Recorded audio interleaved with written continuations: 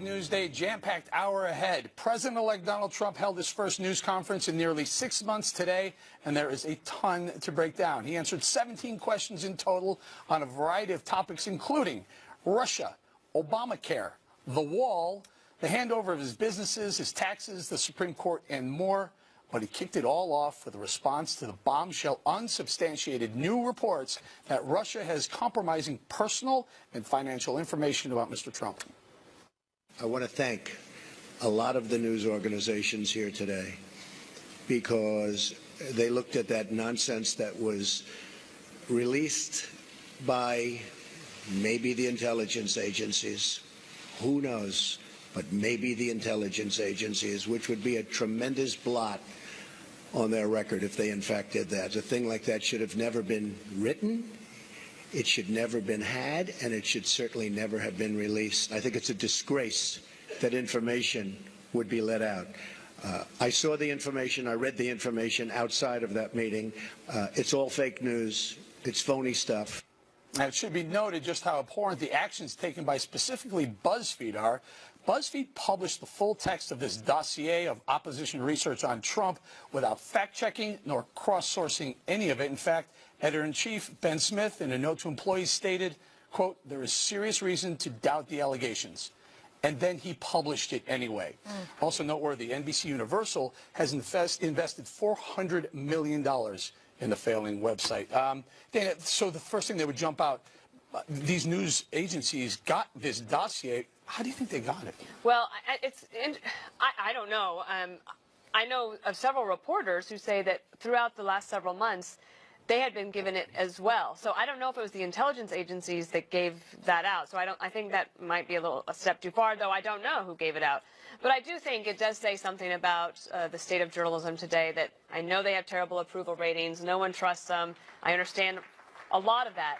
But all of these reporters that had been given it over the last several months, maybe they tried to verify it, they couldn't verify it, and they never published it. And I think that says something about the state of the profession and that it's probably in a lot better shape than people think. In fact, Greg, this morning I saw Tom Brokaw from NBC saying, yeah, I knew about this report, but we couldn't substantiate it also. Now, NBC has a $400 million investment in BuzzFeed. Should NBC cut them off, distance themselves from BuzzFeed? It's nothing but yellow journalism. They put the stream in lamestream media. Trump has a right to be pissed. And BuzzFeed, if Peter Thiel gets into the mix here, you're in trouble.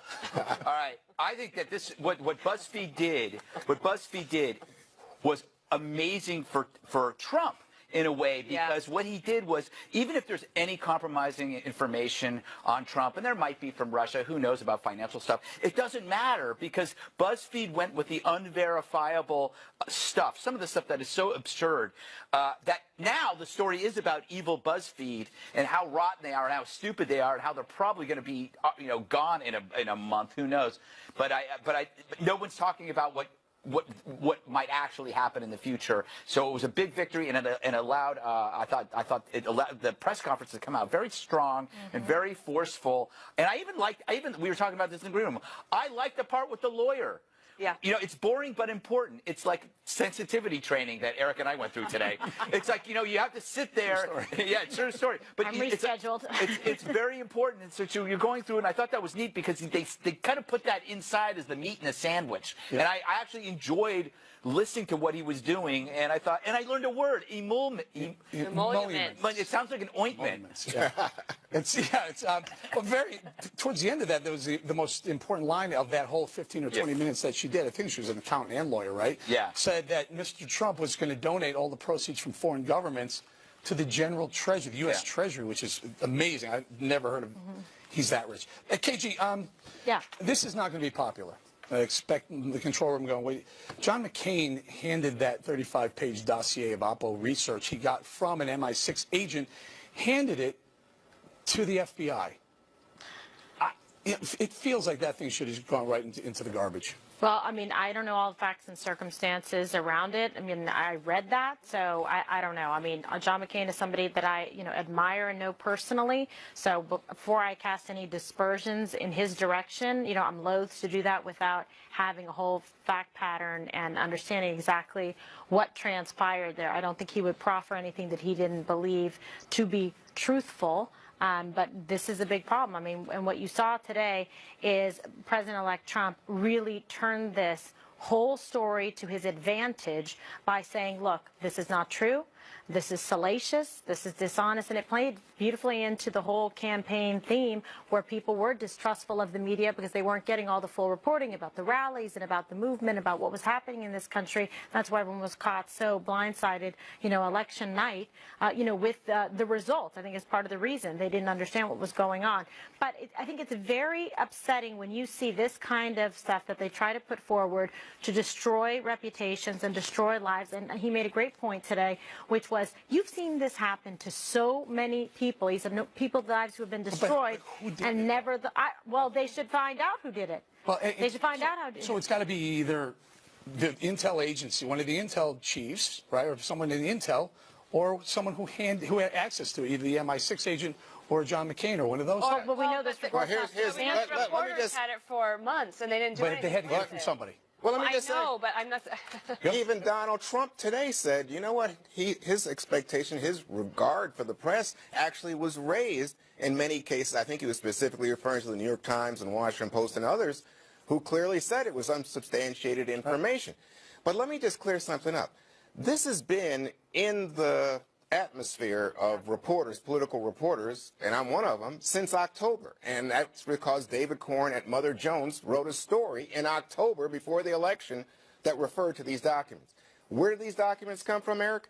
They come from a man who used to be a British spy, and he was initially hired by Republicans in the Republican primaries to develop a packet of opposition research on Donald Trump. Right. Subsequently, the Democrats, once Trump becomes the general campaign opponent for the Democrats, they start paying money to this guy for the same kind of information. Seems to me that that would be the source of who leaks it then and tries to get it out. No, but hang on. Mother Jones. But Mother Jones was there. But guess what? Mother Jones did not go into the detail that we saw today because they didn't have everything verified. But let me just pick up on something you're talking about, which is Harry Reid then goes to Jim Comey in October. John McCain, as we've heard, John McCain hands also documents. So, gee, Jim Comey, let me get this straight. It's okay to spread innuendo about Hillary Clinton, but not to go about the dirt that you have on Donald Trump? Gee, I wonder what's going on. One is the basis of an investigation, and one is the basis of a false claim, unsubstantiated. There's nothing. There was nothing substantiated about this. Remember when Comey and the FBI go and say, "Oh, we're going to reopen this investigation"? They had nothing. They had nothing of substance. Hold on. They had access then to a laptop with additional information. Hold on, that they had to go through. Yeah, and they have to go through. They have agents right now looking into this information. I'm not saying it's right that he made a statement. I'm saying there was actually an ongoing investigation of substance and importance, and they had to go through and do a thorough investigation. And they have an ongoing investigation right now into this information. But, okay, there's no evidence to suggest this is true whatsoever. And there was no evidence to suggest the charges against Hillary were true. But he publicized them. If you live by conspiracy theories, you're going to die by them. We've found out that Ted Cruz's dad helped kill JFK.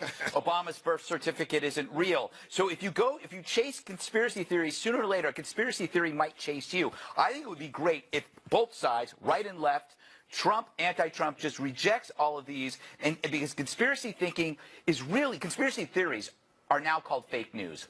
Remember Pizzagate? Yeah. That was fake news, but that was from the right. So now this is from the left or anti-Trumpers. So now if you just reject all of this stuff, that would be good for everybody. Yeah. Allow me to get this one in here. The president-elect was also asked about his dealings with Russian President Vladimir Putin, one which he described as, quote, an asset. If Putin likes Donald Trump, guess what, folks? That's called an asset, not a liability. Now, I don't know that I'm going to get along with Vladimir Putin. I hope I do, but there's a good chance I won't. And if I don't, do you honestly believe that Hillary would be tougher on Putin than me? Does anybody in this room really believe that? Give me a break. KG, how do you handle the Putin/Russia? I think he was really direct about it. You know, he just spoke directly to them and said, listen, think about it. When I thought about that for a minute, do I think that she would be tough? No, I don't think he likes if somebody's pushing against him. He's going to counterpunch, right? And so if Vladimir Putin tries to act up, he's certainly not going to say, hey, no problem. He's not that person. He's not that person in business, personal life, etc. So I don't think that Vladimir Putin also thinks that he's going to get away with anything with, you know, then it'll be President Trump. I think it was very clear that Vladimir Putin, you know, he got even. He was very angry with Hillary Clinton and the Clintons in general for what happened before. And so then he said, okay, here we go. And obviously they're going to say this, but Putin also did put out a statement saying that this quote-unquote dossier is fake news. Yeah, I mean, which you would expect. I think that President-elect Trump has to remind himself, why is Putin powerful? Because he has no constraints or restraints against his power. It's easy to be the most powerful person in the country when you can do whatever the hell you want. You know what struck me was he said in the news conference this morning that I think it was Russia who did the hacking. And everybody said, wow, that's great. Now, you know, that's in the past, the division between Donald Trump and the intelligence. Then he comes back and says later, well, you know, it could have been others. And you think, what is going on here? Well, he said other people are hacking us, which they are. Well, but the fact is that he, for a moment, really put trust in our intelligence agencies, which have said that they believe that Russia hacked in service to defeating Hillary Clinton. Well, trust, but verify. How are we doing with the Russian relationship? Are we in the right place? Where do we need to get to? Well, I don't know. I think that there's hearings that are being held, I think, both on the House and the Senate side, mostly on the Senate side. So we'll see. And the times of transitions between one administration to the next are inherently unstable times. So I think that they'll just have to see. And usually it's not so much how a president tries to drive forward an agenda, but how he reacts to things that happen. And so I think that will tell us a lot. We're going to talk later about Rex Tillerson, the Secretary of State nominee, who got asked a lot of questions about Russia today and handled it pretty well. Can I just say one thing about the press conference? I thought it was interesting to have Sean Spicer, the incoming press secretary, open it up with a very strong statement against BuzzFeed. And I thought then what they would try to do is turn it over to Donald Trump, who then, when answering questions, if he got questions about Russia, would say, I refer you to what Sean said. Now let me try to break some news and drive forward on an agenda. But not that he didn't have a successful press conference, but I think he could have done that. And we have a lot more on that press conference. Stay right there. More from the President-elect's news conference ahead. Plus, dramatic testimony today at confirmation hearings for Mr. Trump's cabinet picks, Secretary of State nominee Rex Tillerson, and Attorney General nominee Jeff Sessions coming up right now.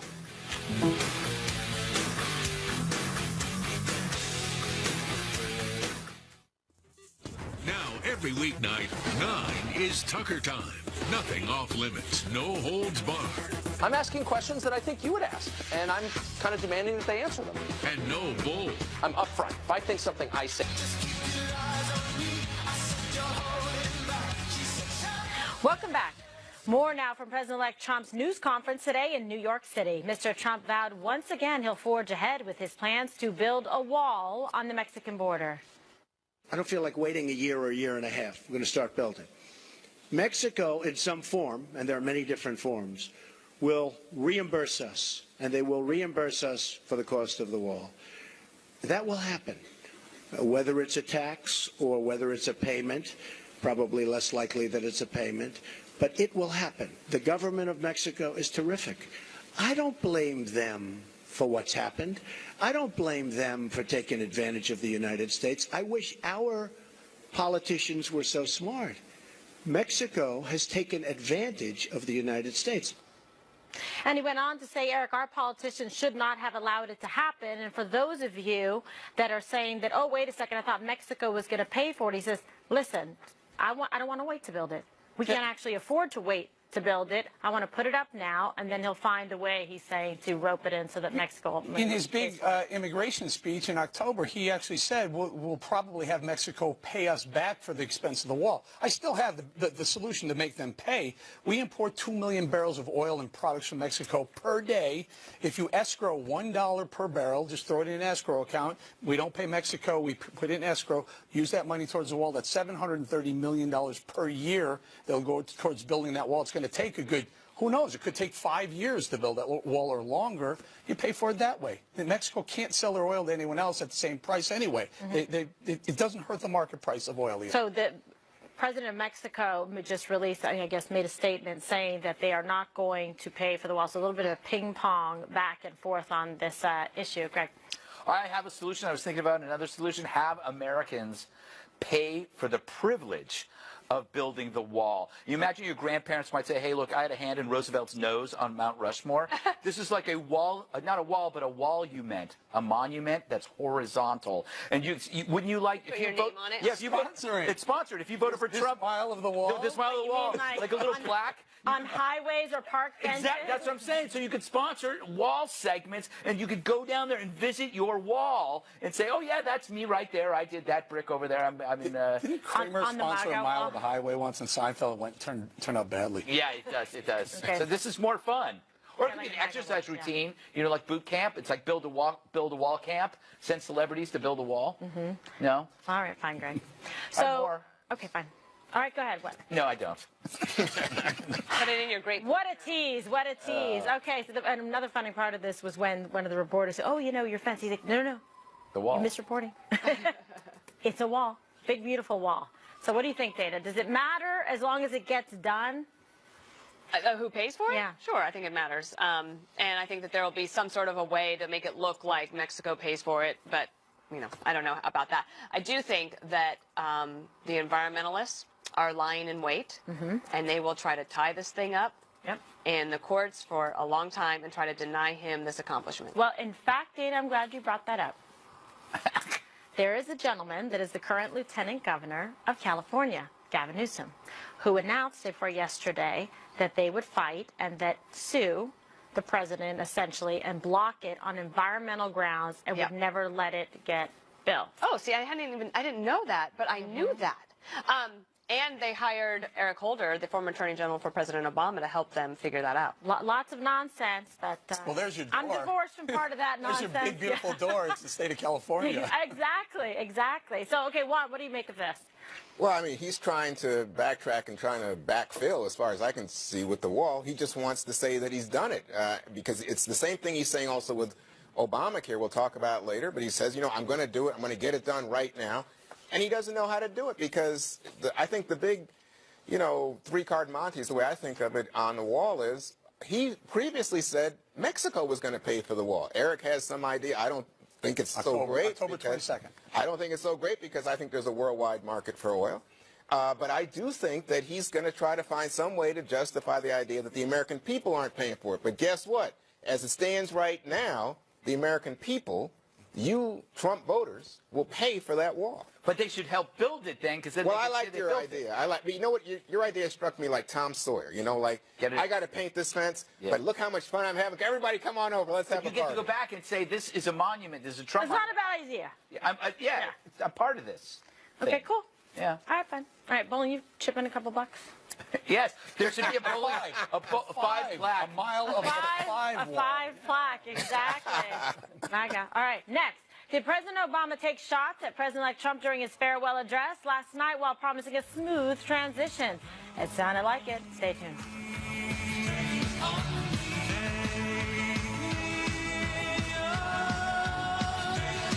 So,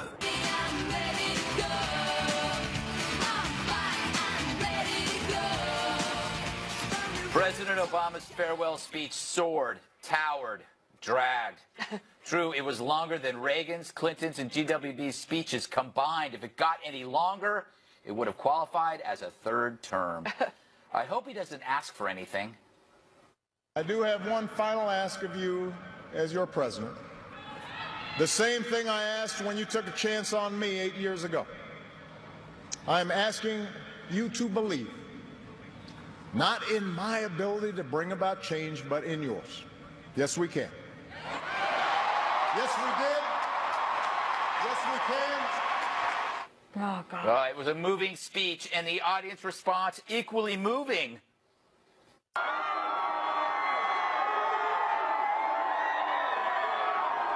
Really serious.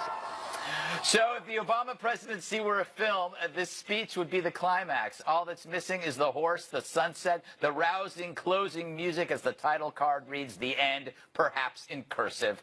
It was, in short, meaningful for millions, but not for me, because I'm a jerk. Yep. And I've gotten used to such theatrics, and I'm cynical about the waves of impassioned sentiment. Part of this skepticism is due to the wide gap between how a person talks one-on-one and how they speak before a crowd. Compare the two and you realize how the latter relies on manipulation. Soaring rhetoric lets you forget about the gaps in truth. But these days, I want words to matter more than emotion, which may be why Trump is either seen as refreshingly real or coarse and rough. He's the Obama opposite. When he speaks before crowds, it's pretty much how he talks. Blunt, raw, messy, but louder. Let's compare this. I leave this stage tonight even more optimistic about this country than when we started. Because I know our work has not only helped so many Americans, it has inspired so many Americans. To this. Go ahead. Sir, Quiet. can you state, Quiet. Mr. President-elect, Go ahead. Can you state She's asking a categorically, question. Don't Mr. be rude. President-elect, can you give us a Don't question? be You're rude. attacking us. Can you give us a question? Don't be rude. Can No, you I'm give not us going to a give you a question? question. I'm not going to give you a question. Can you state categorically? You are fake news. So, yeah, the next 4 years, definitely going to be different. You might not get a thrill up your leg, but haven't we had enough of that already? Speak for yourself. I know. Well, that's not a thrill. I like it. Look, okay, I'll say, there were some very positive, good parts of the speech. Yeah. When he talked about his family, that was very moving. I thought it was. So there was a lot. There was a lot to work with in there. But the point is, he's not going to be bullied or harassed by the press. And so maybe you don't like that approach because it's certainly not a traditional approach. But he is being consistent with his true self. I mean, he doesn't put up with it, and if he's not going to answer questions, I'm going to go over here. So, yeah, it's a very vast departure from what probably people are used to, but it's also something that was responded to resoundingly with all the people that voted for him that like the fact that they don't feel that he's, an insincere person, that he tells it like it is, that he's going to call you out if he thinks you're full of BS, and that's what he did today. So if anybody thinks you're going to get something different, you're going to get what you saw on the campaign trail. Juan, there were definite great moments to that speech, but there was also stuff that you've heard before. But I would like back to what he talked about his wife and his children. Oh, well, I thought that was real. Yeah, I thought that was from the heart, and I thought it might have been the highlight of the whole speech. Yeah, me too. When he spoke about the importance that his wife was his best friend, and clearly got choked up. I didn't know how Mrs. Robinson felt, the mother-in-law. She was sitting there. She didn't get a shout out, but the daughter and the mother clearly reacted, I thought, from the heart. So that's what you're talking about, something from the heart. The other thing I would say is, when he talked about race relations in this country, and he said, it's not cool that we play some people are more American than others, or we only have a hardworking white middle class, and the minorities, they're just trying to live off the vine or whatever. I thought, he's touching on something that's very real, especially at this moment. After 8 years of him being president, it's more real than ever, Eric. Couple observations. I'll start with the frivolous, the echo that it really disrupted his delivery. I mean, he has a wonderful speaker, but if they didn't test that echo first, well, it was hard to watch at some points. That was the frivolous part. The substance. There was a line in there that kind of really stuck out for me. He said, and I'm quoting him, "If something needs fixing, then lace up your shoes and do some." And I was waiting for work or fix. He said organizing. So I think that means fixing, meaning the Democrats and the Trump administration. He will be go back to organizing. Go back to his roots. And everyone that wow, what a touching moment with his wife, with his daughter, and especially for me, when Joe Biden was sitting there, there was just massive emotion, and those two really. That was a nice connection with Joe. He called him his brother. Danny also had some nice words for his staff. Yeah, that's one of the things I noticed, and I thought it was really kind because it's such an emotional time for the staff in those last few weeks, because you know that your life's about to be you'll be unemployed, or you're never going to be with that team again, and the president that you have been loyal to and that you love is being maligned by the other side, and it's hard to watch, believe me. And so when he took a moment to give some reassuring words to his staff and to thank them in front of everybody, I thought that was really nice. You know what I liked best was when he said the thing about, if you're sick of arguing with people online, get out and talk to them. Get out of your bubble. You know, I don't have an option because I sit with you guys every day. But I must say, I thought that was great. Because, I mean, we were just talking about, like, the ratings for the speech last night. You know, the Democrats and the Obama supporters, they watched. Yeah. I'm not convinced that people who voted for Trump watched that speech. Yeah. That just shows you, I mean, that, you know, people need to talk to each other. Real quick, what I thought was very interesting, he kept talking about, you know, yes, we can. I kept thinking, but you've been in for 8 years. Like, you had your chance, and so now you're going to go back to the, you know, community, grassroots, organizing. But, I mean, because he didn't get that done, and he talked about forgotten men and women in a way, to use a little bit of different language. Those are the people that came out for President-elect Trump. Yeah. And so it was kind of interesting because they try to rely on the similar themes. I think he's going to go from grassroots to grass skirts as he moves to Hawaii. That's my prediction. Macadamia nuts. I love macadamia nuts. They're Tasty. so rich, though, aren't they? And expensive. Anyway, Well, you let's can get talk a more good about. price We're going to at be the doing a airport. special hour on macadamia nuts, on special report, actually. The second hour is going to be on macadamia nuts. All right, ahead. Confirmation hearings kicked off for Secretary of State nominee Rex Tillerson. What the former Exxon chief said about his ties to Russia and Vladimir Putin's role in hacking our election. Next on the 5.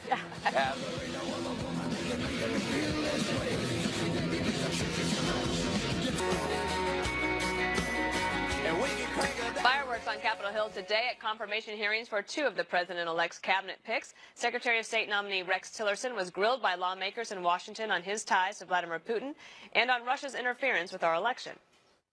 Do you believe these activities could have happened without the knowledge and the consent of Vladimir Putin?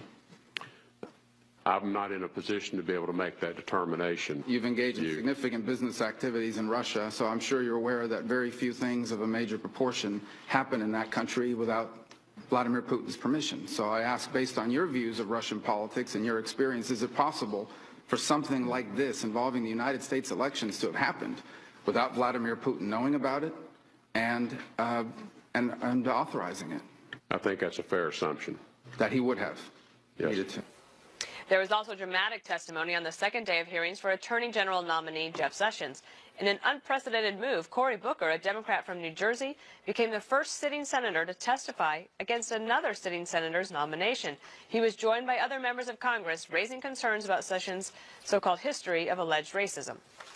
We cannot count on him to support state and national efforts towards bringing justice to the justice system. The next Attorney General must bring hope and healing to this country. And this demands a more courageous empathy than Senator Sessions' record demonstrates. Those who are committed to equal justice in our society wonder whether Senator Sessions' calls for law and order will mean today what it meant in Alabama when I was coming up back then. Each and every senator who cast a vote to confirm Senator Sessions will be permanently marked as a co-conspirator in an effort to move this country backwards.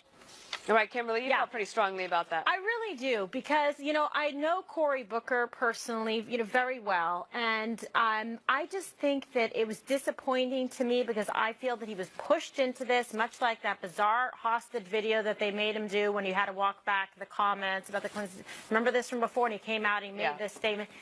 This, to me, is just, you know, really just politics at its worst. You have a guy here that would sit there and disparage someone who has really served our country and has been a great leader in the civil rights movement in Sessions. And for him to sit there to try to become like the next guy to run against, you know, President-elect Trump, to try and position himself in the party, that is completely what that was about. Like, strip it down naked.